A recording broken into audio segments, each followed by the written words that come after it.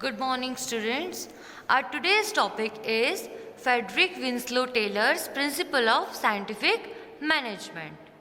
Let us see first about Frederick Taylor. Frederick Taylor was American mechanical engineer and an important contributor in classical thought. In the starting phase, he joined as apprentice in a factory.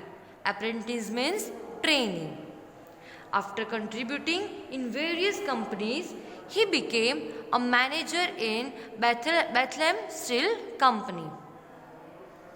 During this period, Frederick Taylor for the first time presented principles of scientific management, and he is also known as father of scientific management. In any business group, two classes are important. Number one is owners and second one is workers. Now imagine yourself as an owner. Owner means managers whose main purpose is optimization of profit and wealth. If you are owner, your main purpose, of course, profit and wealth. And if you are worker, then you are interested in higher wages and job satisfaction. Employees are interested in higher wages and job satisfaction. That is why, as a result, conflict arises in maintaining harmony between two groups. Why? Because owners are there to order workers. Right? Okay, let's see. This is traditional method.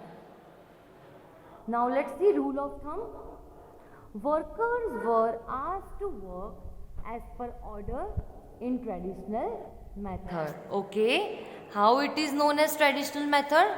How it is known as rule of thumb? Because here workers were asked to work as per order in traditional method. Orders given by owners, and workers are not having their own voice here. That is why this is traditional method and conflict arises between two groups, right? Okay, so now Frederick Taylor challenged this traditional method and developed new method of scientific management. This is known as scientific method. Now let's see the new traditional method given by Frederick Taylor. I hope you all are clear with traditional method. Traditional method is all about workers are asked to work. Workers were asked to work as per order in traditional method. We are having owners and workers here.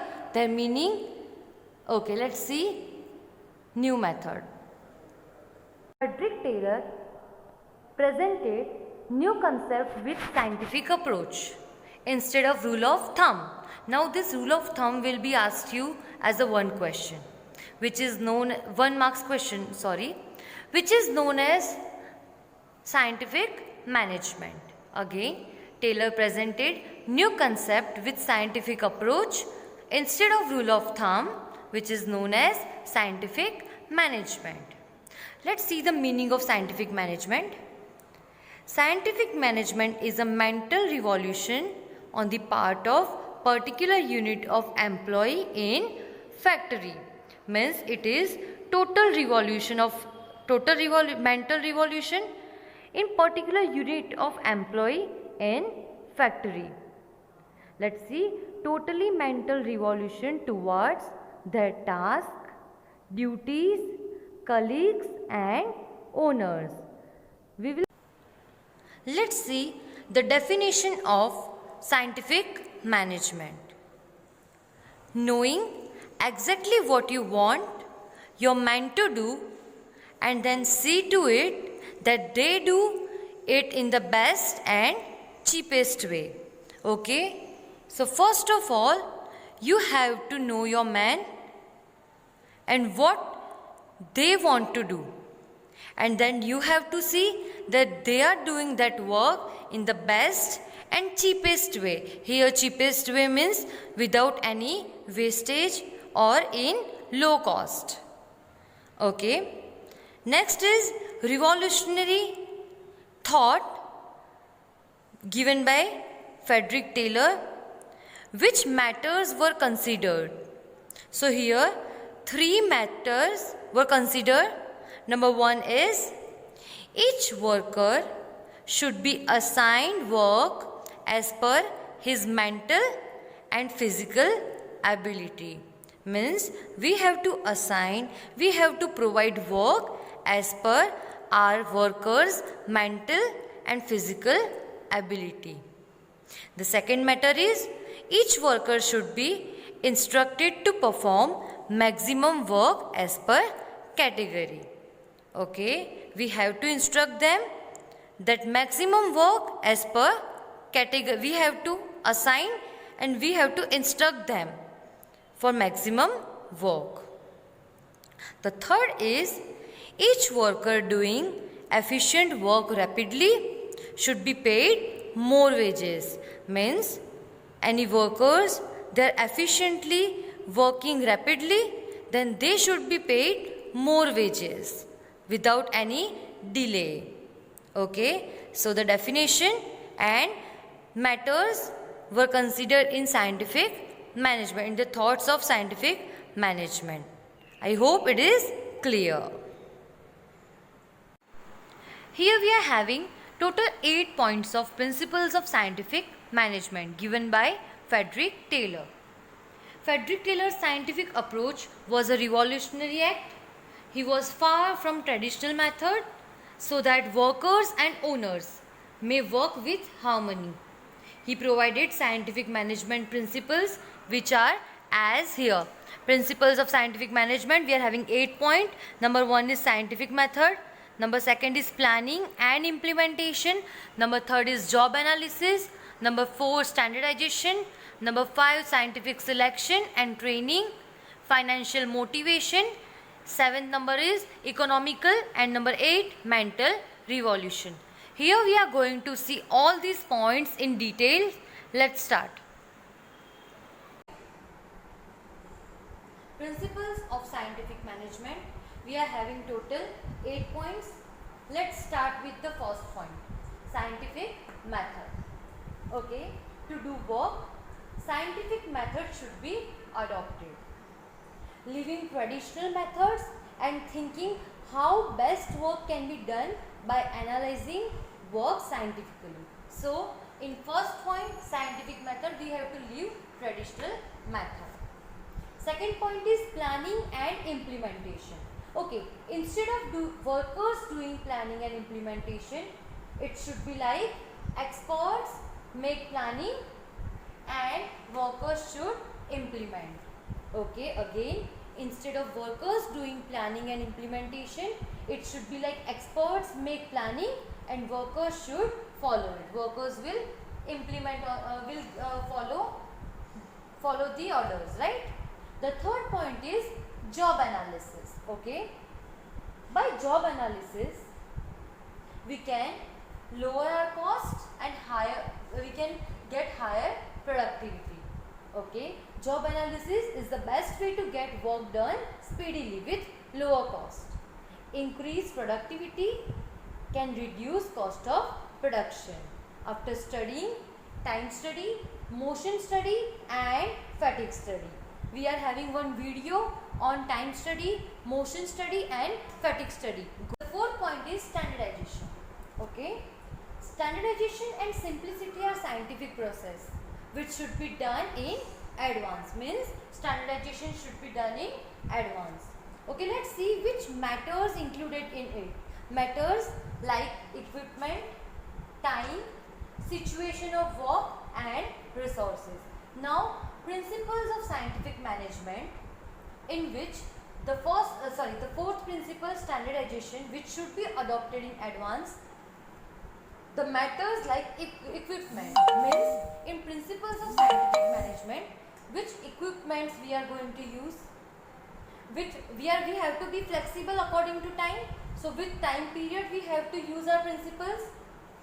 Then situation of work, that which kind of situation we are having for our work. maybe contingent situation also can be occur.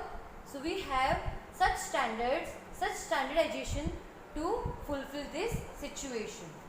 And last one is resources. Without wasting our resources, without having waste of our resources, we have to maintain our standard. Okay, so this 4 point. Number 1 is scientific method. We have to leave traditional method in which, and we have to adopt scientific method. Number 2 is planning and implementation. Planning should be done by experts and implementation should be done by workers. Job analysis. By job analysis we can lower our cost and higher productivity will get. Okay, and standardization should be adopted in advance. The matters like equipment, time, situation of work and resources, we have to standardize all these matters, right? Okay, let's see with the another points. Okay, selection of workers should be done appropriately and scientifically.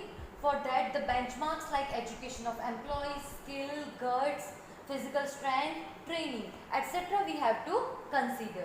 Now training. Why training? We have to give training to employees to increase efficiency by time to time. Okay.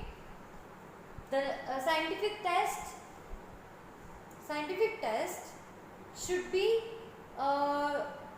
used to know their work interest. We have to take scientific test so that we can come to know about their work interest. And of course, there should be employee should be assigned such work that must be according to his education. We have to provide work according to their education. Okay. The 6th point is financial motivation. Skilled workers should be given financial and other kind of motivation. Okay, skilled workers should be get financial or other kind of motivations. Different kind of motivated wage systems have been recommended for that. This wage system must be adopted on the basis of individual productivity of employee. Okay, this wage system must be included individual productivity of employee. Their wage rate should be decided not as per speculation. Okay, the wage rate we are not supposed to select on the basis of speculation. Speculation we can say boom period or recession period. We cannot select the wage rate according to speculation period, but according to scientific study only, according to their skill, according to their work, according to their productivity. Okay, so 2 points, scientific selection and training.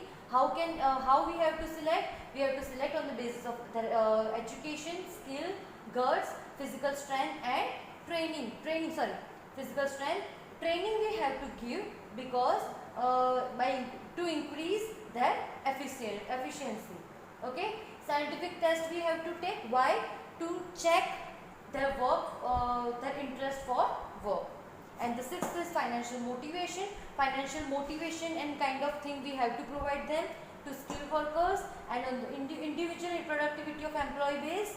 And wage rate should be wage rate should not be decided on speculation method, but it should be decided on their work, productivity, etc. Okay.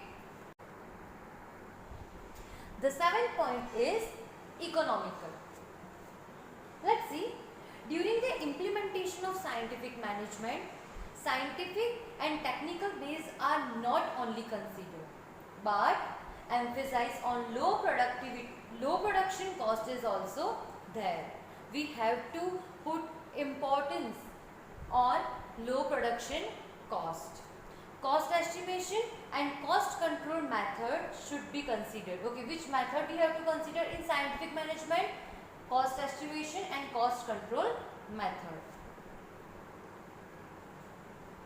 Cost estimation and cost control method should be considered, and due to that, if any deviation should be found, we have to correct, and correct action should be taken.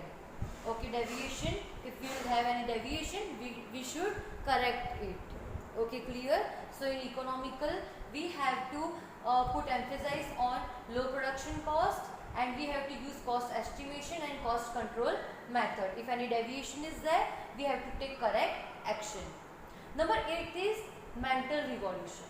Okay, what do you mean by mental revolution? First of all, mental revolution means change in thinking. Change in thinking by both the side. On the side of workers also and on the side of owners also. Owner also. Okay. So change in thinking. Why mental revolution is necessary? Mental revolution is necessary for achievement of goals. Okay, again there should be mental revolution for achievement between owners and workers. Mental revolution reduces stress between owners and workers. Due to mental revolution, the stress between owners and workers can be reduced, and as I told you, achievement of goals become easy.